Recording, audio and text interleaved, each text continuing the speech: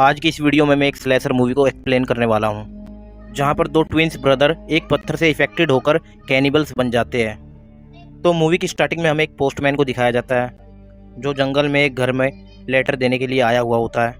वो उस घर की काफ़ी बेल बजाता, लेकिन उस घर के अंदर एक बूढ़ी औरत खून से सने हुए कपड़े धो रही होती है। काफ़ी देर घर की बेल बजाने के बाद वो पोस्टमैन घर के बैक साइड में जाता है। फिर उस घर के बेसमेंट में किसी की चिल्लाने की आवाज़ें आने लग जाती है, जिस चीज़ को देख के वो बहुत ही ध्यान से आगे बढ़ता है। वो पोस्टमैन वहाँ पर लगी एक खिड़की को तोड़ देता है, जहाँ पर उसे एक अजीब से दिखने वाले इंसान की आवाज़ सुनती है। पोस्टमैन वहीं पर चौंक जाता है और उस आदमी को बाहर निकालने की कोशिश करता है, लेकिन उस पोस्टमैन को कोई बेसमेंट के अंदर ही खींच लेता है। फिर सीन शिफ्ट होता है, जहाँ हम उसी जंगल में कुछ स्टूडेंट्स और टीचर को देखते हैं, कैंपिंग की तैयारी करते हुए देखते हैं। फिर हम देखते हैं उसी ओल्ड लेडी को, जो कि एक मरा हुआ जानवर उसी बेसमेंट में लेके जा रही होती है। लेकिन तभी उसी बूढ़ी औरत का पैर फिसल जाता है और वो बेसमेंट में जाके गिर जाती है, जहाँ पर वो उसके अंदर रहने वाला कैनिबल उस बूढ़ी औरत से वो चाबी लेकर आज़ाद हो जाता है और उस बूढ़ी औरत को खा जाता है। फिर हम दोबारा से उस कैंपिंग के सीन को देखते हैं, जहाँ पर सभी को 5 ग्रुप में बांट दिया जाता है और एक ग्रुप की गाइड ईजा होती है, जिसके ग्रुप में 5 बच्चे होते हैं, जिनका नाम बार्डिक, जूलियट, डैनियल, एनियल और मूवी की मेन कैरेक्टर जोसिया होता है। अब ये लोग अपना सामान लेकर ट्रैक पर निकल पड़ते हैं। अब चलते चलते इनको रात हो जाती है।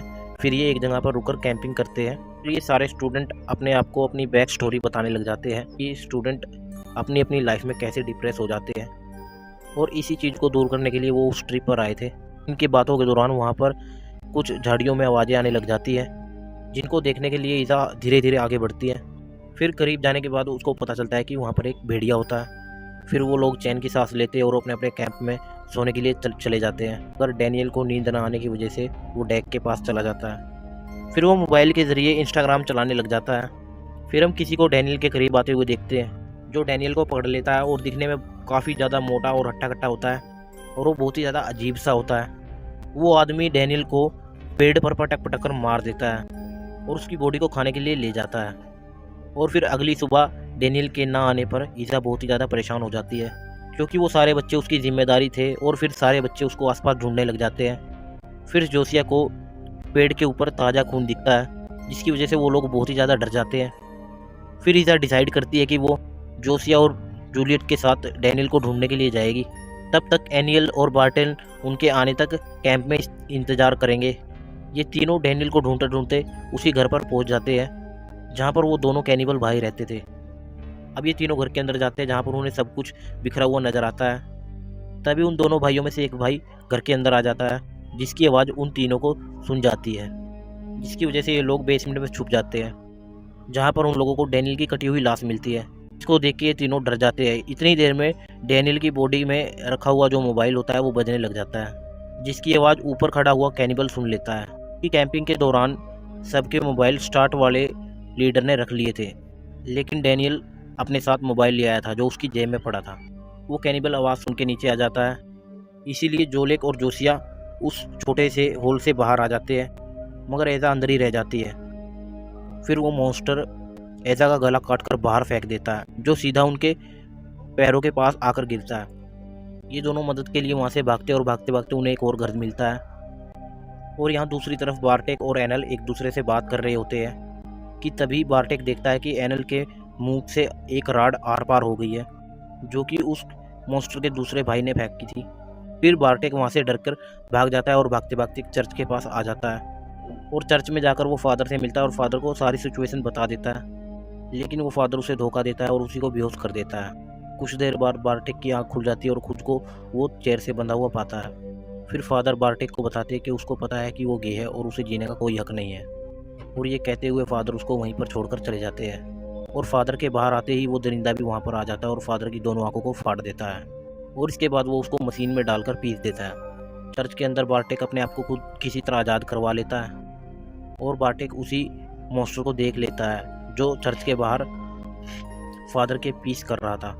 फिर वो मॉन्स्टर चर्च के अंदर एंटर हो जाता है, लेकिन बार्टेक अपने आप को एक अलमारी के अंदर लॉक कर लेता है। फिर वो मॉन्स्टर उसे नहीं देख पाता। और दूसरी तरफ जोसिया और एलिक एक घर पर पहुंचते हैं और वहाँ पर रहने वाले एक बूढ़े आदमी से हेल्प मांगते हैं। फिर वो बूढ़ा उन्हें बताता है कि 30 साल पहले इस घर में 2 ट्विंस बच्चे, एक डॉग और अपनी मॉम के साथ यहाँ पर रहते थे। एक दिन क्या हुआ, आसमान से एक पत्थर आकर ज़मीन पर गिरता है, जिसको उन दोनों बच्चों ने उठा लिया और लाकर अपने बेड पर रख दिया। फिर रात हुई और ये बच्चे दोनों सो गए और उस पत्थर में से रात के वक्त कोई कुछ लिक्विड निकला और उनकी बॉडी में चला गया, जिसकी वजह से ये बच्चे इन्फेक्टेड हो गए। फिर सुबह होती है और उनकी मॉम उसे ढूंढने लगी और उन्हें ढूंढते ढूंढते बेसमेंट तक पहुंचती है। यहाँ पर उन्होंने अपने बच्चे को, अपने ही डॉग को खाते हुए देखा और वो इतनी डर गई, जिसके बाद उन्होंने उन दोनों बच्चों को वहीं पर बंद कर दिया। फिर इस चीज़ के बाद वो अपने बच्चों को मरे हुए जानवरों को खिलाने लगी ताकि वो किसी इंसानों पर हमला ना करे। लेकिन अब वो भी उनका शिकार बन चुकी है और अब वो आज़ाद हो चुकी है। फिर वो बूढ़ा आदमी उन्हें एक एडवाइस देता है कि वो फ़िलहाल इसी घर में रुक जाए, क्योंकि ये एक सेफ़ घर है। लेकिन बदकिस्मती से वहाँ पर भी कोई फ़ोन नहीं था। जोलेक उस घर में रहने के लिए मान जाता है। जोसिया कहती है कि हमें दूसरों की जान बचानी चाहिए, इसलिए हमें उसी घर में जाके डैनियल की रास में से मोबाइल निकालना होगा ताकि वो पुलिस की हेल्प ले सके। ये दोनों उसी रास्ते पर निकल पड़ते हैं। फिर ये रास्ते में प्लान बनाते हैं कि जोलेक उन दोनों भाइयों को भटकाने के लिए ज़ोर ज़ोर से दरवाजे को बजाएगा और जोसिया पीछे के रास्ते से जाकर उसकी बॉडी में से वो मोबाइल निकाल के ले आएगी। ये दोनों अब ऐसा ही करते हैं और मौके का फ़ायदा उठाकर जोसिया बेसमेंट में चली जाती है। लेकिन बदकिस्मती से जोसिया की किस्मत ही ख़राब होती है, क्योंकि वो मॉन्स्टर बेसमेंट में ही था और जोसिया के करीब आकर वो उसको सूंघने लग जाता है, जैसे कि वो उसको पसंद करने लगता हो।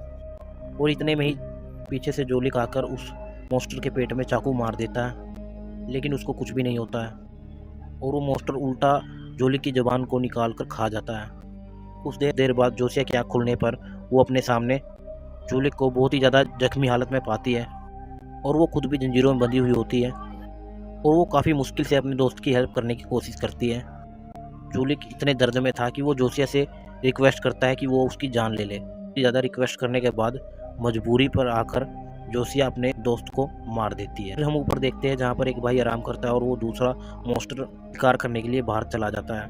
और इसके बाद नीचे बेसमेंट में जोसिया अपनी चैन तोड़ देती है और एक चाकू लेकर ऊपर की तरफ बढ़ने लग जाती है, क्योंकि वो अपने फ्रेंड्स की मौत का बदला लेना चाहती थी। इसलिए जोसिया ऊपर जाकर चाकू लेकर उस दरिंदे को सोता हुआ देखकर उसके पेट में चाकू मार मार कर उसे वहीं पर मार देती है। और दूसरी तरफ हम उसी बूढ़े आदमी को देखते हैं जिसने जोसिया और जोलिक को उन दोनों भाइयों की कहानी सुनाई थी। उस बूढ़े इंसान को महसूस होता है कि उसके घर के बाहर कुछ है और फिर वो अंदर से गोली चला देता है और फिर वो बाहर जाकर देखता है तो उसे बार्टेक दिखता है जिसको गोली लग चुकी थी और बार्टेक भी वहीं पर मर जाता है। फिर हम जोसिया को भागते हुए देखते हैं जो जंगल से निकलने का रास्ता देख रही और इतने में ही उसे पुलिस ऑफिसर की कार दिखती है जिसको वो सारी बात बता देती है। फिर वो ऑफिसर उसके साथ उसी कैंप की तरफ जाने लग जाता है। फिर रास्ते में उसी मॉन्स्टर के दूसरे भाई की बॉडी सड़क पर पड़ी हुई मिलती है। वो ऑफिसर जोसिया के मना करने के बावजूद भी उसे चेक करने के लिए आगे बढ़ता है और तभी वो मॉन्स्टर उठकर खड़ा हो जाता है और उस ऑफिसर के कुल्हाड़ी के साथ 2 टुकड़े कर देता है। फिर ऑफिसर को मारने के बाद वो मॉन्स्टर जोसिया की तरफ बढ़ने लग जाता है। फिर जोसिया कार स्टार्ट करके वहाँ से जाने की कोशिश करती है, लेकिन इससे पहले वो उस मॉन्स्टर को गाड़ी चढ़ा देती है और उसके ऊपर बार बार गाड़ी चढ़ाती है और तब तक चढ़ाती है ताकि उसको ये लगे कि वो मर ना गया हो। और लास्ट सीन में वो वहाँ से कार लेकर चली जाती है। फिर हमें रात का सीन दिखाया जाता है और वहाँ से 2 शराबी गुजर रहे होते हैं और फिर हमें पता लगता है कि वो दोनों मॉन्स्टर्स जिंदा हो जाते हैं। इससे हमें पता लगता है कि ये दोनों भाई एक दूसरे के साथ कनेक्टेड है और फिर ये मूवी यहीं पर एंड हो जाती है।